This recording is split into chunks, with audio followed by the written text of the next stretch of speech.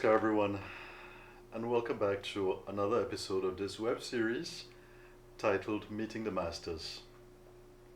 My name is Ved, and I hope that by hosting this series, you will be inspired to learn more about the Masters, to learn to connect with them and have a deeper relationship with the Masters, and to take another step on your spiritual journey, on your spiritual path. In the previous two episodes, I shared about Baba Nityananda and his disciple Swami Muktananda. And these are two masters that are in my lineage, Kundalini Mahayoga lineage. And now I'm going to speak about Muktananda's disciple. His name is Sri Vasudeva, and this is my guru, so the one that I have learned from and been close to. So let me show you the pictures right away. This is Sri Vasudeva, and he has a very fascinating story of his spiritual journey.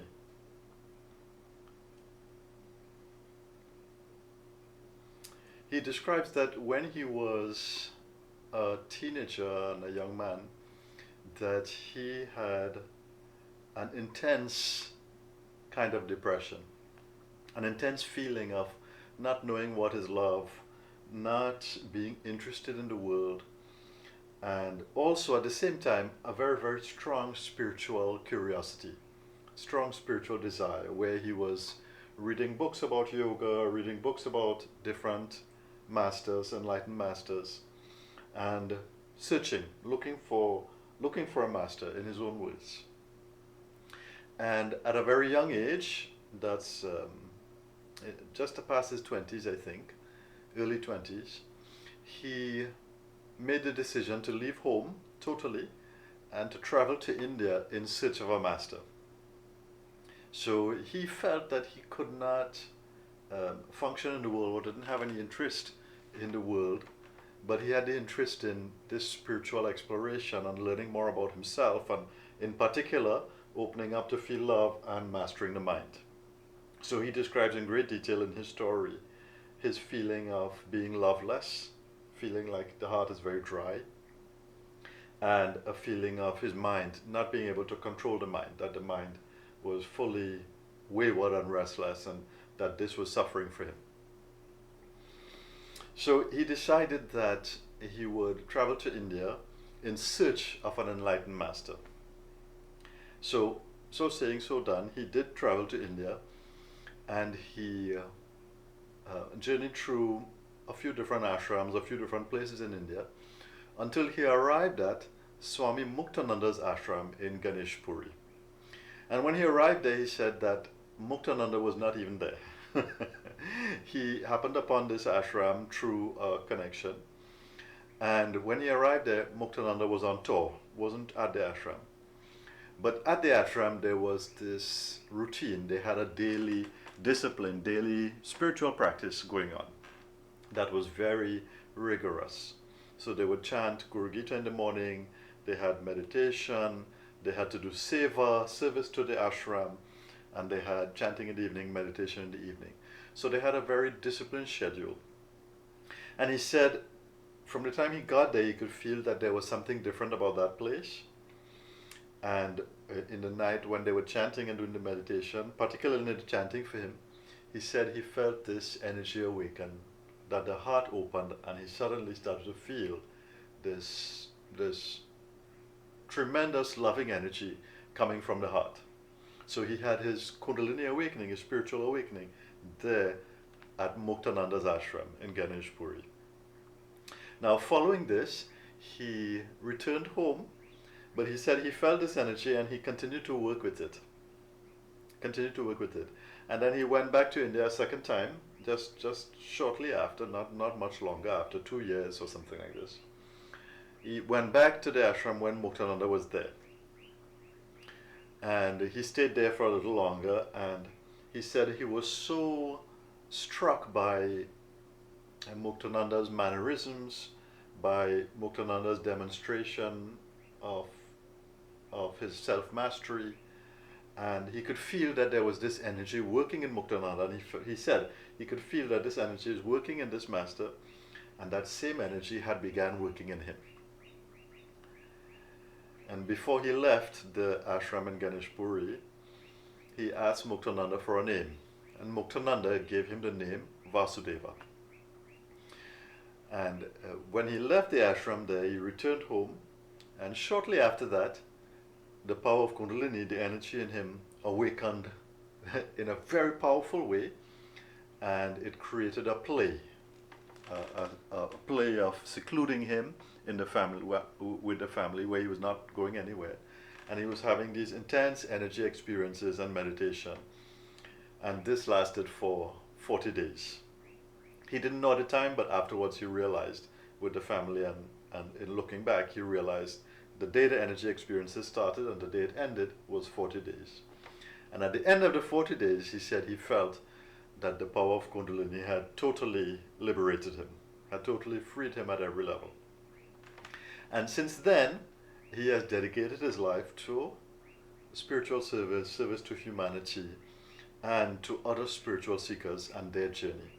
And he's been consistent with that for the past maybe 40 years or so. So he is still around, he's still in the body, living in the body, and he has an ashram here in Trinidad and Tobago in Claxton Bay. He runs a non-profit called Blue Star Trinidad and Tobago, so you can look that up, and you can look up his personal website, shri-vasudeva.com. So this master, I can say master because I have seen in my own experience with him, and also many people with him, you can see, they all experience energy awakening. They experience some kind of spiritual awakening in his presence and under his guidance. So this is why we say he's a master, because there is the Shaktipat, and you will remember I mentioned Shaktipat earlier on in another video, that Shaktipat is the transmission of energy from the master to the one who is ready, to the disciple. So many people over decades, in having their interactions with Vasudeva, they feel this initiation, this awakening of energy. And well, it is this that he has committed his life to, this service that he has committed his life to guide spiritual seekers. And in particular, he would say, for a holistic development of our multidimensional nature, the many different dimensions of our being, not just the physical, learning how to open up that, to become skillful, to become masterful, and to live in this human experience with a certain level of skill, to work towards your spiritual growth, to work towards your liberation, and to work towards harmonious existence in the world. So my own experience with Vasudeva has been really a fascinating one. I was introduced to him as a child. My mother was his disciple. So both my sister and I, when we were children, we would go with our mom to his ashram in Claxton Bay, and we were there and involved with that ashram for our whole lives till now. And we continue to be involved with them and to support their work there. And over that period of time, the guidance from him, the support from him, and I can safely say the energy that he generates, it is spiritually charged, it is spiritually uplifting, and certainly he has some tremendous insight into our spiritual path. So I can attest that encountering the Master, working with the Master, that this is a tremendous blessing, that it supercharges your spiritual process. And this is not that any guru can do this. It is only those enlightened masters, or those masters who are granted that role by universal power. They are granted that role to channel the Guru Tattva, the Guru principle. It is only those masters who can spiritually awaken you. So this is why I'm hosting this web series, Meeting the Masters, so that we can come into a better awareness of what is a master, what is a real guru? They call it Satguru, a true guru. The true guru is able to awaken you. The true guru is able to transmit energy to you, and you begin to feel this energy working within you to liberate you. And of course, hopefully the true guru, if you prove yourself worthy in the interactions with them, they can support you in your own spiritual process. They can provide some guidance for you. So this is what I wanted to share with you about Vasudeva, and I really encourage you to go and look at his work. Right, they have their own YouTube, their own videos, website, all of that, and to listen to his story in his own words of his spiritual process. That it's really a fascinating journey that he went through, and well, I have seen over many years that he is totally committed to our spiritual process, to spiritual growth here on earth, and that is very fascinating to see. So here he is. This is at the ashram, and I think this picture is at a Shivaratri observance. He's chanting away here. He's currently now, I think, in his early 70s. And this is me when I was younger, and here he is. So he and I have a good relationship. And here we are when I'm a little older.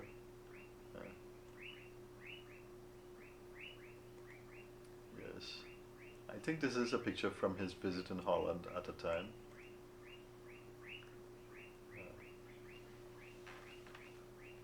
So the masters generate this energy that we can tap into. And we need to learn how to access that energy. And to access that energy, to access that higher consciousness that the master is generating, that energy field, consciousness field that the master is generating, we have to learn to tune into it.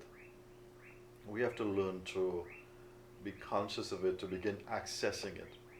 Because by accessing it, that's how we get the lift. That's how we can be transformed. It's like all of the ascended masters, they exist in this higher energy, this higher consciousness, and they're generating this field, a supportive field, in which those who are receptive can tune into it and be lifted by it. And so this is what the goal of this web series is, to just make you aware that the masters are there to support you, that you can have a connection with them that is beyond physical, meaning you don't always have to be with them physically. You can have a relationship and a connection with a master who is no longer in their body. They still exist beyond the body. And by becoming more receptive, when we become more open, we can be guided by that master, by that energy, by that consciousness that is being channeled through the master. And that is how we can receive guidance on our spiritual path. That is how we can receive Shaktipat, to be spiritually awakened, to begin feeling our own energy inside, to take another step in our spiritual journey, if that is what we want. So the responsibility is really lying with us.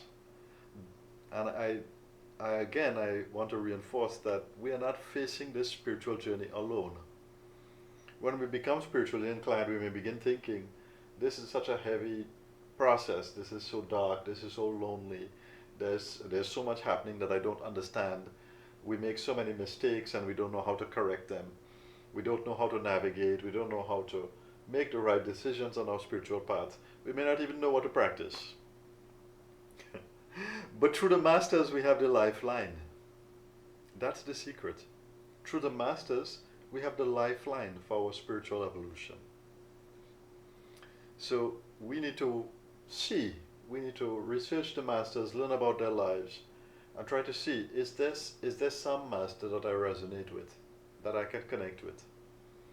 Because in doing so, then your spiritual path is accelerated. Then your liberation now becomes assured, because you are under the guidance and support of that master who wants you to be liberated just as much as you want it for yourself. So of course, all of the outer things we can do, which is research them, learn about their lives, in particular have their pictures, listen to their voice, the things that they say, if they chant. Even even better would be to learn to follow their guidance, meaning whatever practices they may put out, whatever guidance they offer, trying to follow that and work with that. But remember that the connection with the masters is inside of you. So all of those external things that you do is really about pushing you inside to feel the connection with the masters within your own being. And this is a step that every spiritual seeker must take, to realize the masters are not something outside, that there's a connection to the power of the masters inside. We can be guided from within. This is the goal. And that's why, of course, meditation meditation is such a practice that allows us to do this, that allows us to tap in inside, and that grants us that inner connection, that we may have outer guidance from the master outside, and we can have inner guidance from the master even within our own being. And that's really where the journey lies. It's an inner journey. So at this moment I would like to just let us have a few minutes of meditation, and then we can wrap up for today. Let me invite you to just align your spine. If you feel to, you can close your eyes. Take a few slow, deep breaths. Let's take a moment to clear your mind. Take a moment to sense your heart.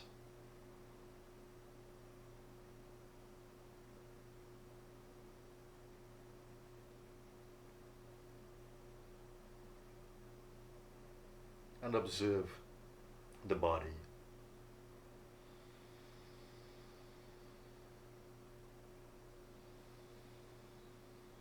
When you exhale, breathe out completely. Empty the lungs. When you inhale, fill the lungs completely, and then exhale again.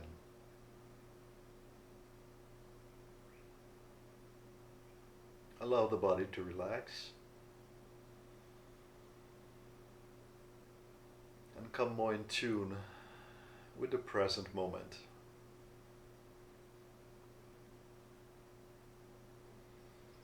And that simply means not going back into the memories,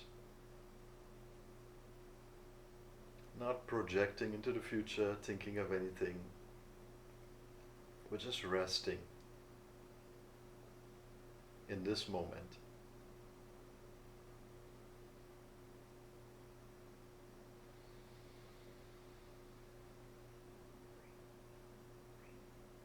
And observe that growing sense of peacefulness, stillness,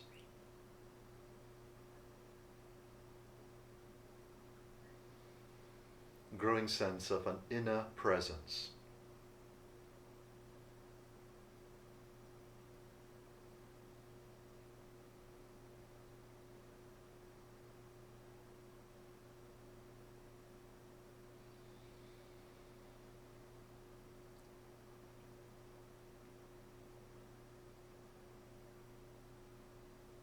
And we can gently affirm in the mind, if it feels right for you, I welcome the power of the masters. I open myself to the wisdom and blessings of the masters.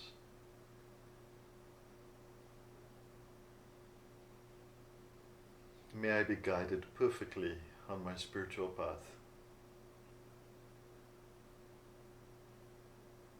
And may I learn to be more receptive to their grace.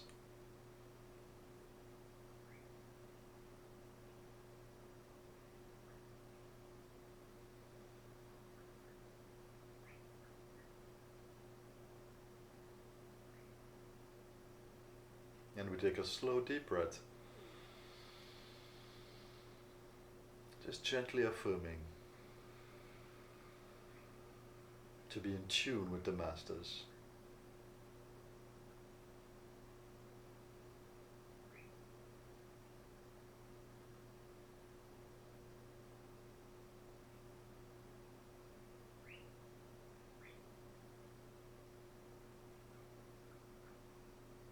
That's very good. Thank you very much. Tune into the body, tune into the five senses. When you feel ready, you can gently open the eyes, coming back.